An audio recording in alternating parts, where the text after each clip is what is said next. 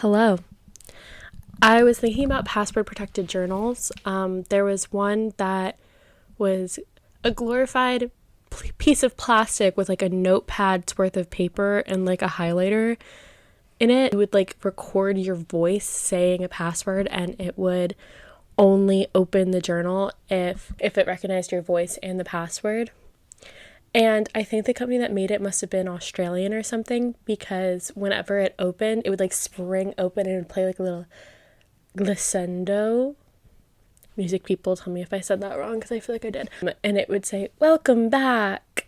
Maybe that's not Australian, maybe it was British. It sounded Australian. "Welcome back." So, my third video. I don't know why I keep making these, but they're fun. Like, I'm having fun, I'm having a ball, I'm having the time of my life. I had a different video planned, and I'm still gonna make that one, but I'm not done with all my reading yet. But stay tuned for that. We've got a lot coming down the pipeline. This and another video, so that's a lot. But then this package arrived about a week ago. I was on eBay. I have literally become such an eBay warrior. I love eBay. I love hunting for things on that platform. I'm just different than everyone else, I guess. I don't know. I have no hobbies. Oh yeah, by the way, we have a guest commentator here today. I set up my camera. I've recorded on my phone. Let's not pretend to be something I'm not. I set up my phone to film this, and he decided to join us, and he decided to be directly in the shot, so maybe it'll rake in viewers. I don't know. He's monitoring me. He's my supervisor. Yep. So I saw a listing for a mixed box of 10 Penguin Classics books, and basically you spend $30 and you get sent 10 random books, and that's what I elected to do. They even packaged them. I'll show you, which I think is like a nice touch, so I didn't see all of them right away as soon as I opened the box. Like, that's really nice of them. There were a ton of these listings, and there were ones that were like Penguin Classics, and then there were ones that were like 50 sci-fi books, like that you would get for 10 cents back in the day. So maybe worth rooting around if this sounds exciting to you. It really excited me. And so the package came today, and I was like, actually, this would be like a really fun video. So we are going to be unboxing and revealing the 10 random Penguin Classics books that I got from a random seller on eBay. Okay, let's get into it. So the first book I have is... Oh my goodness! It is Hedda Gabler and Other Plays by Henrik Ibsen. This is interesting because Ibsen is, I believe, a Norwegian playwright. That's probably wrong. He's probably Swedish. Is anyone from Norway? I think he's Swedish. He's Scandinavian. I believe his most famous play is The Dollhouse, which I haven't read. This collection does not include The Dollhouse, but includes Hedda Gabler, which is like his other most famous work, The Pillars of the Community, and The Wild Duck. Even in his most social plays, it is the poet in Ibsen which illuminates with unforgettable intensity. The 3 plays in this volume cover the period during which Ibsen, 1828 to 1906, was preoccupied with realistic problems of personal and social morality. In The Pillars of the Community, partly by means of symbolism, he exposes the effects of a lie told to preserve a man's public reputation. The solution to admit the truth scarcely seemed so simple 7 years later, when Ibsen completed The Wild Duck in apparent disillusionment. Hedda Gabler, the latest of these plays, is both a drama of individual conflict and a partial return to social themes. You know, this thing is really old because the US price was $3.95. This is really cool. I love reading plays. I feel like I've said that before. And I've never read any of Ibsen. And would I probably want to start with The Dollhouse? Maybe, but now I have this, so that's cool. The only other play I currently have on my... Oh no, I have some Sophocles. I have the Oedipus cycle to read, and I have Death of a Salesman, so this is in good company. Oh, also The Importance of Being Earnest. Wow, I have many plays on my TBR shelf, so that is really exciting. Okay, that's book number 1. Book number 2. I have no clue what this is. Opera Ben. I feel like I'm mispronouncing that. Or Orinoco, the Rover, and other works. Afra Ben's short novel Orinoco tells the story of a noble African prince who is betrayed and sold into slavery. Using the author's own experience in Suriname, it depicts the tragedy of a man born to command, brought to a position of abject powerlessness.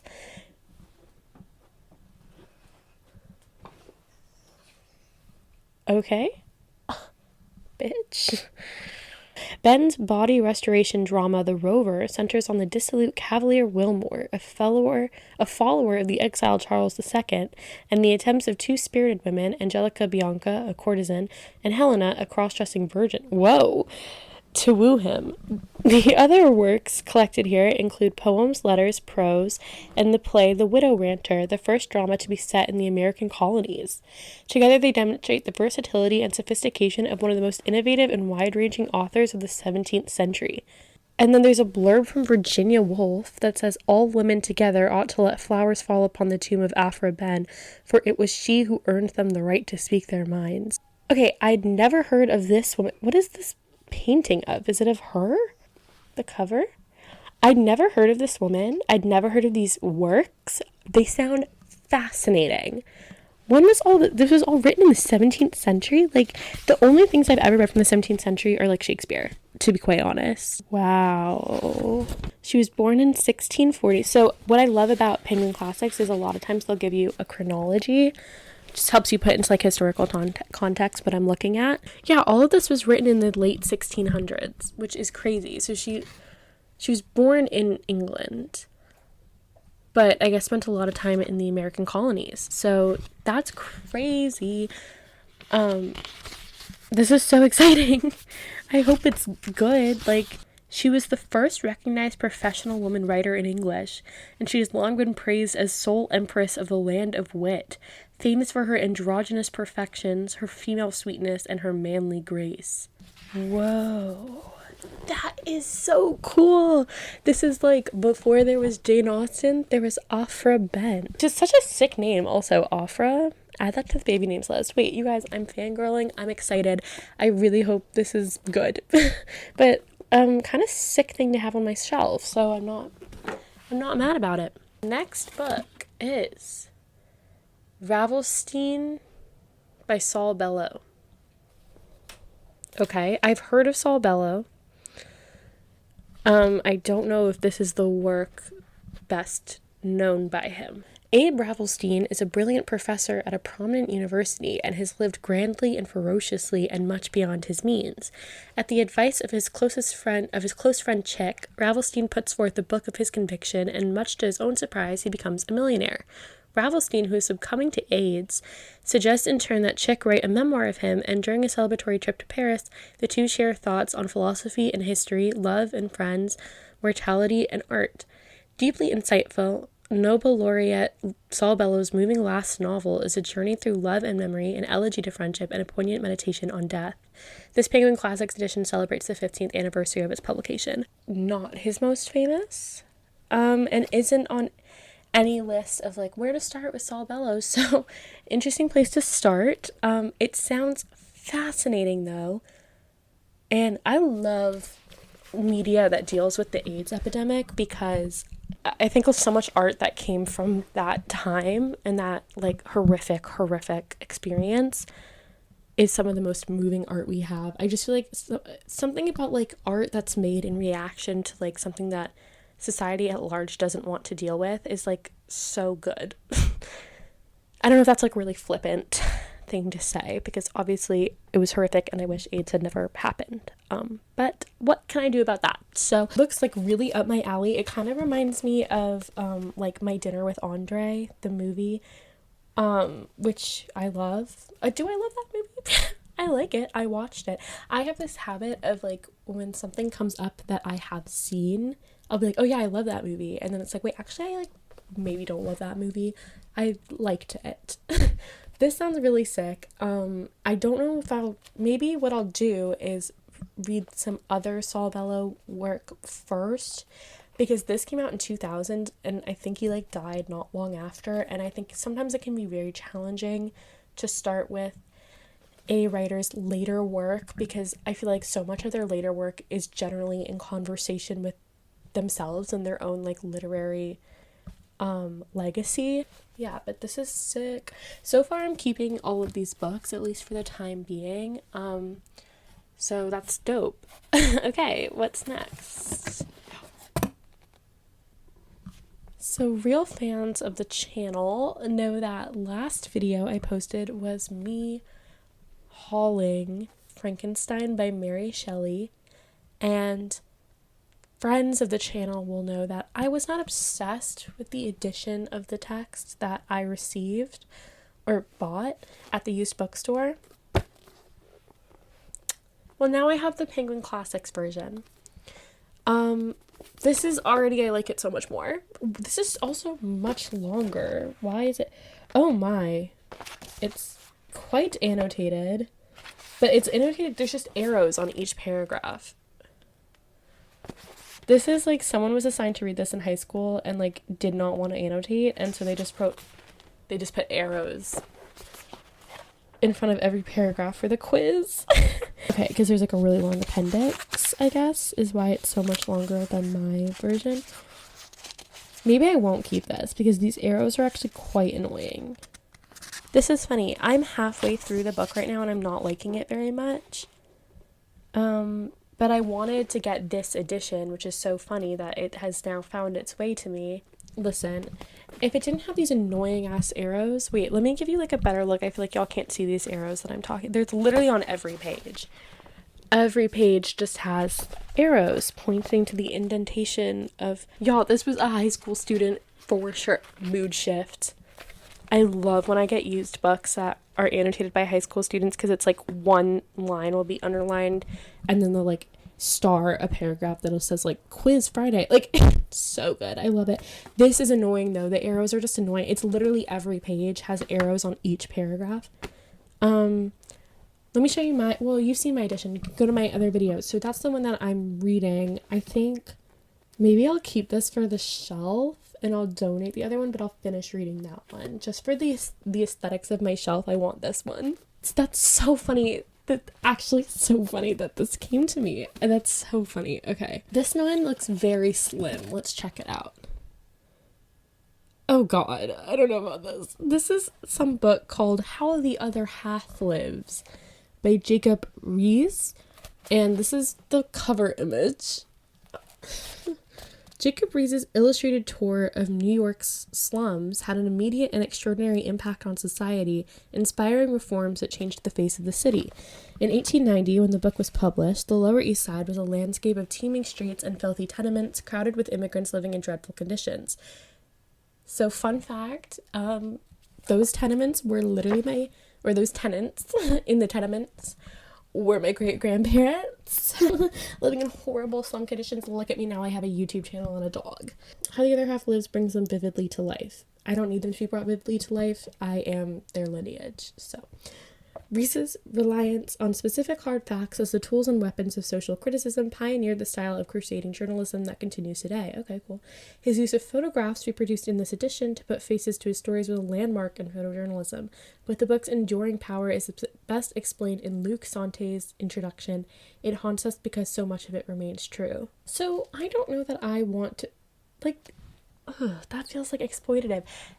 Interesting. What would Susan Sontag have to say about this photograph and the fact that it's on the cover of this book? Let's talk about the morality of photojournalism. Let's talk about the efficacy. Let's talk about the Roland Barthes of it all. Okay.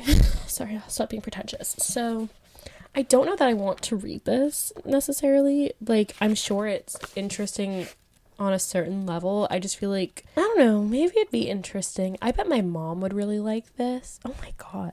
Maybe it'd be interesting to read this and just see, like, what my great-grandparents were up to. And, like, maybe it would make me feel more grateful for the fact that I don't live in a slum on the Lower East Side, although I am trying to move to the Lower East Side. It's expensive now and trendy, so Times Square. I actually don't want to live on the Lower East Side. I kind of want to live in Brooklyn because I Okay. Oh, but then there's things like a chapter called The Street Arabs. So I just don't know if I need to read this. Okay, we're talking about 5 points. Very true. Very good. Oh my god, what was that image? Oh my god, on West 38th Street. Oh, they blurred their faces. This is horrifying. Oh my god. Okay, I don't know if I'm gonna read this. This is really interesting that this exists. Wow. I feel like this is one of those things, and I'm finding this with Frankenstein, where the history and the historical importance and the like groundbreaking nature of the book is sometimes more interesting and better than the actual content of the book. Like, Frankenstein's impact cannot be denied. The actual content of the book I'm finding very dry and like just not interesting. And I fear that this would be the same thing. Okay. Give me something good. Give me something really good. Like, oh, instant donate. Plutarch's Essays. I am not a classicist. I have read Plato's Republic. I've read parts of Plato's Republic. I like Homer. I liked the Odyssey. I want to read the Iliad. Hey. Say hey.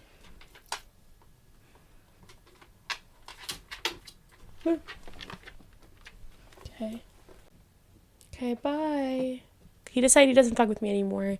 He said, fuck you and your fucking books. So... And I can't fault him for that. He has to be his own man. There's a certain kind of like well-read person or academic person who thinks that you do have to read all of the Greek philosophers to like have a foundation for enjoying any Western output. And I am not one of those people. But let's read the back. One of the greatest essayists of the world, Plutarch displays encyclopedic knowledge and speaks in a compelling and individual voice. In this superb selection, he offers personal insights into moral subjects that include the virtue of listening, the danger of flattery, and the avoidance of anger, alongside more speculative essays on themes as diverse as God's slowness to punish man, the use of reason by supposedly irrational animals, and a letter to his wife on the death of their daughter. Brilliantly informed, these essays offer a treasure trove of timeless wisdom, of ancient history, mythology, and philosophy, and a powerful impression of a deeply intelligent man. This lively translation by Robin Waterfield recreates the readable and elegant style of the original. On listening. Okay, slay. Let's learn how to listen with Plutarch. This is like Sesame Street for the ancient Greeks. Okay, well, so there's an introduction to the essay. So I'm already like, this is so much work for me. Like, I have to read your introduction to contextualize the essay. Like, okay, let's get into the meat and bones of this thing. All right. I have written out, why did I say it like that? I have written out and sent to you, Nicander, my lecture on how to listen to help you know the correct way to listen to anyone who is trying to persuade you now that you have been released from guardians and have taken on the mantle of manhood. For lack of rules, which the undisciplined sector of the young call freedom, that was a good line, sets masters over one which are more tyrannical than the teachers and trainers familiar from childhood. These masters are the desires, when they have broken out of prison, so to speak. Just as, according to Herodotus, women discard their inhibitions along with their clothes, so when some young people shed the mantle of childhood, they simultaneously shed inhibition and caution, and no sooner have they divested themselves of restrictive clothing than they overflow with self-indulgence. Okay, wait. This is interesting. Here's what's going to happen. This is going to hang around my house for about 1 to 2 years, and then I'm going to donate it. But hey, those 2 years we have together are going to be really fun. So far, we're doing a lot of floppage. Let's get it back. Next book. Oh my god. Moliere, another playwright. The Miser and Other Plays. Okay, well, I've never read any Moliere, but it's a Penguin Glass. Okay. Collected in this edition is The Would-Be Gentleman, That Scoundrel Scapin, The Miser, Love's the Best Doctor, and Don Juan, which I've heard of. In the 17th century, Moliere raised comedy to the pitch of great art, setting standards by which it has been judged by the world ever since. Sparklingly shrewd commentaries on human life, his plays are sources of delight that we still find arresting and pertinent today. Of the comedies in this volume, 3, The Miser, The Would-Be Gentleman, and Don Juan, are major works. The other 2 reflect Moliere's philosophy of laughter as an instrument to sweep away care, restoring health and proportion.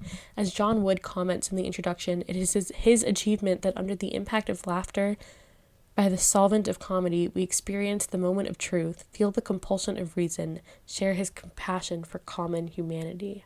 This feels like a donation to me. I don't care to read any Moliere, I believe. I don't know. It doesn't wet my whistle. Doesn't pique my interest. And I think that's okay. You know, life's too short to like force yourself to read books that you're not enjoying. Or even start books that you don't think you would enjoy. What's next? Y'all, we're flopping so hard. This is, oh my god, I can already feel myself being like, I need to go get another box. I need to get another box of random books and do better the next time. Like, this is a flop and a half. This is Selected Prose by William Wordsworth. If you know me, you know I don't fuck with the romantics. I don't like the romantics. I do not like them one bit. I do not like them in a house. I do not like them with a mouse. Hate Keats. Hate Shelley. Starting to hate his wife. Hate Wordsworth. I am down for the Transcendentalists over in the US. I am down for modernists, certainly. Victorians I have less issue with. But I hate the romantic poets. Byron, meh. But yeah, I didn't even know that Wordsworth wrote prose, and I feel like if I don't like his poetry, this is the first one I've received that I'm like, I'm absolutely donating this. Like, you could not. Plutarch, even as I was saying I don't want to read Plutarch, I was like, well, maybe I'll browse through. I'm not reading this. I am not reading this. This is getting donated. I really don't fuck with Wordsworth, and I really don't fuck with this grumpy ass man on the cover. Oh, and it's a portrait of Wordsworth. So there you fucking go. I actually just made my first enemy. William Wordsworth. So I also don't like that Taylor Swift song, The Lakes, where she name drops him. And I don't like romantic poetry. I really don't. Okay, hey, it's the next day. Yeah, my phone died and I didn't realize, and I recorded like an extra 15 minutes of footage, and then I realized that I hadn't recorded any of that, and now it's the next day. At first I thought the entire file had been deleted and I wanted to die, but then I realized that the first 35 minutes were recorded, so I'm back. My bed is unmade, my makeup is 10 hours old, I don't have my little lamp that I use as a key light, so things are a little rough, but I just wanted to round out the video. So I think I got through the first 9 books, so I'll just show you the last book that I got, because again, I didn't realize that it stopped filming, so I did open the last book, and it was Poems by Henry Wadsworth Longfellow, who is a 19th century American poet and was largely shitted on. He was very popular in his day, and then he got shitted on. So basically, I went through at the end, and I went through like, oh, which ones do I think I'll keep? Which ones do I think I'll give away? And I will share that with you guys. Overall, do I think that this was like worth the money? Just barely. I got at least 2 books that I would have purchased anyway, and then the other books are like, I'm not mad that I have them, and like some of them even are like things I never would have considered, and now that I have them, I'm gonna consider them and like read them, so that's cool. And like the experience was fun, but it is like money. Like, it was $30 and there's no guarantee that you're gonna like any of the books you get, so I don't know. A lot of bookstores have like blind date with a book, and I consider this basically to be that, but like even less curated. So, you know, it was an adventure. But I'll just tell you which ones I'm keeping. So I am keeping The Scarlet Letter. By the way, I found the busted ass copy my mom tried to pawn off to me. This was printed at a FedEx. This was like, what is it? No. Yes, So I'm keeping The Scarlet Letter.